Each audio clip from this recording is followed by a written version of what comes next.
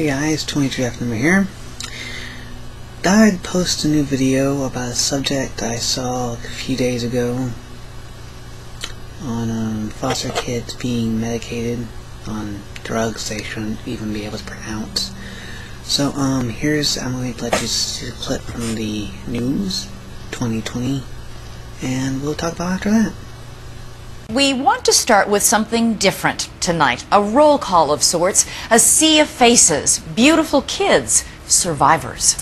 They're typical kids, freckles, glasses, braces, even some bashful smiles as they reel off the names of prescription drugs they shouldn't be able to pronounce. As you both know, we have been working for a year on this investigation at ABC News, the use of heavy-duty psychotropic drugs given to America's foster children. As a new governmental report says, sometimes even infants. And of course, these are children already traumatized by abuse, neglect, and abandonment who tell us what they most want is an adult who will love them and take their hand for life. We want to say at the outset, sometimes drugs can be useful, but should this be the first response? And what about the sheer quantity of pills the children are being given, often without the therapy they say they crave? Here's the question: is there something else we owe these children who have already endured so much? My name is Roger Jr. I am 9 years old. When I was moving from home to home, I felt sad because no one would keep me or love me. I were in 28 homes. Somehow we keep marching on. I used to like sneak some dog food and stuff, and I'd eat out of the garbage sometimes because I was like really hungry. Somehow we'll keep moving on. I had huge bruises and welts and scars from the beatings that I got. My name is Brooke and I'm 7. These are the meds that I've been taking since I was 4. 1, 2, 3, 4, 5, 6, 7, 8, 9, 10, 11, 12, 13. I was on Depakote, Seroquel, and some other ones I cannot name off the top of my head right now. Some of them were for ADHD. I am not ADHD, I'm just naughty. One was for being bipolar. I am not bipolar at all. I was 4 whenever I started taking meds. Seroquel XR, Adderall, Lexapro. This one is Shotera, Respirol. The last one is Abilify. They made me feel as if I had 1,000 bricks on my head. I was prescribed 7 or 8 different pills. I gained almost or over 100 pounds. Just mixing all the medications together, I was just a zombie. My name is Crystal, I'm 15. I have been in 26 placements. I feel like I have almost disappeared from everybody's point of view.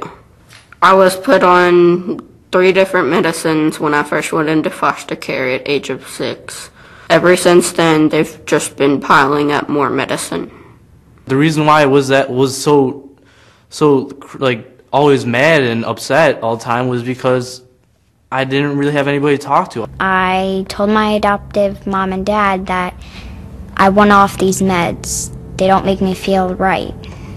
You feel like the meds are taking over your whole body. Now that I don't take these pills, I feel free. Since I'm not taking any more medication, I feel as if I am in control of myself and no one else is. I'm doing very well. I got the honor roll 3 times in a row. It is not right. You people that are over-medicating the children, you should stop it right now. What I really want people to know is that you can make it through the process as I have. Even though you're in foster care, you should never give up and always have hope.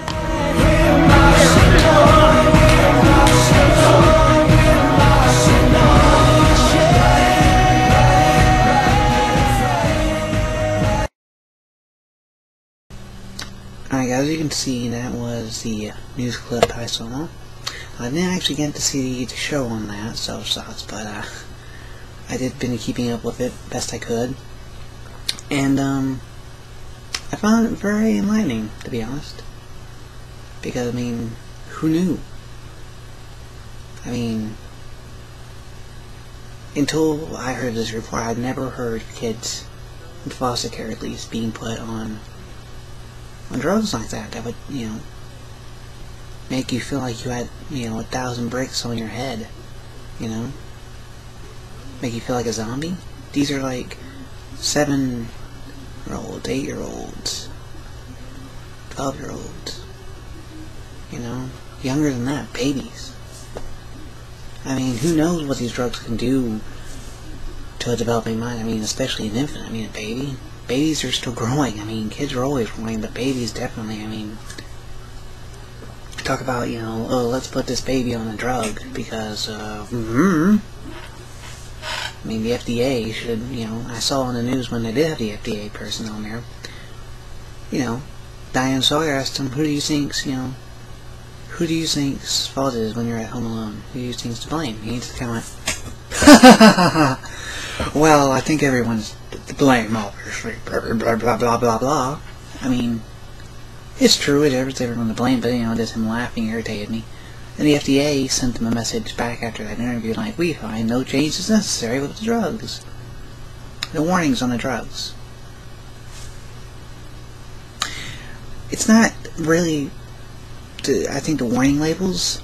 I think it's how the drugs are being handled, how they're being given to kids, because the FDA could put a stop to that. I'm sure there's Food and Drug Administration. Drugs in their name. But I mean, that story too was part about why she mentioned that. Is because this, I believe, this 7-year-old boy, and I don't remember his name, which sucks, but, you know, both his parents ended up in jail. He was put in the foster care system. He was acting out, you know. Started acting out. I guess, you know, doing stuff. I mean, who wouldn't? I mean, it's a 7-year-old kid, you know. Well, we ended up spending 5 minutes with the doctor. 5 minutes. Just 5 minutes. And it just prescribing a powerful drug. And not too long after that, the 7-year-old did something no 7-year-old should do. Started screaming he deserved to die. And locked himself in the back room and hung himself with the shower head cord, you know, stretch cords, whatever. Hung himself. And one of the side effects of the medicine was suicide. Suicidal thoughts. Why should a 7-year-old be put on a drug like this?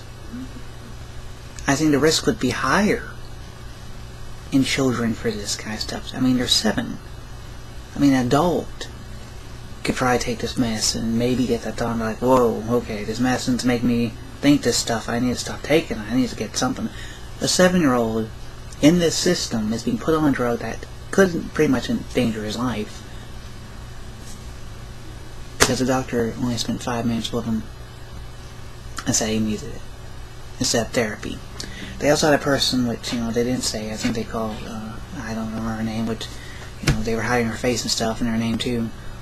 That's a social worker, and she said it's more cheaper to put children on drugs than pay a therapist $200 for a session. You know, therapy children need can do wonders more than any drug.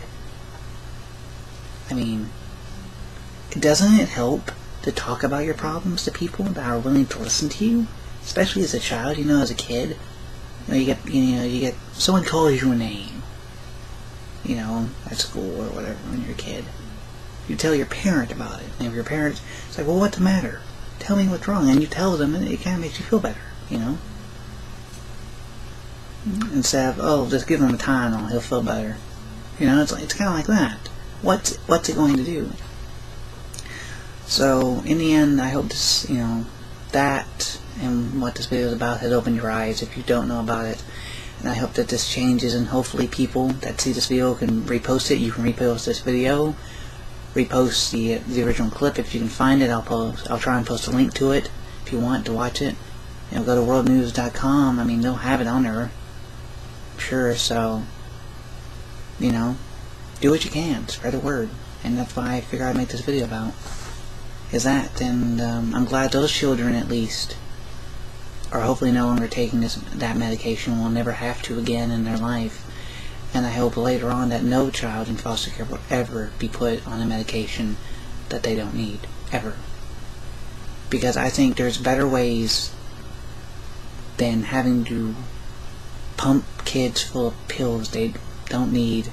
Because I'm sure there's organizations out there, people that could volunteer, I mean therapists at least, that would probably volunteer their time to help children like these. I mean, find a way. Even, you know, people are always trying to save money, especially now in this recession, you know. So I guess, you know, that would be an argument now is, well, it costs us too much money to do that. Well, find another way. Find a way to do it. Because there's always a way, there's always an alternate route, and always an alternate choice. And when it's the lives of children, I think that's very important for the life of anyone, especially children, should be handled with care and love and compassion, not drugs. So thanks for watching this video, guys, and I hope you enjoyed it and learned something from it, and feel free to repost this or make your own video, and thank you for watching.